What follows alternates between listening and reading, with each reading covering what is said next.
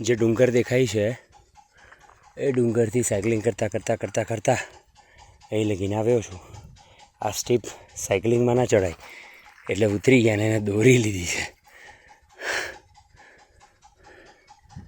કેસુડા છે બધે.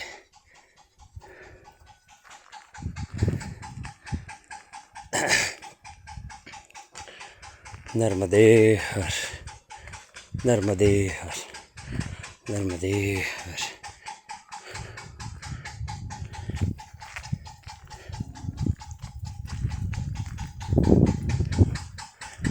કોઈક ગામ આવ્યું છે, પૂછવું પડશે કયું ગામ છે.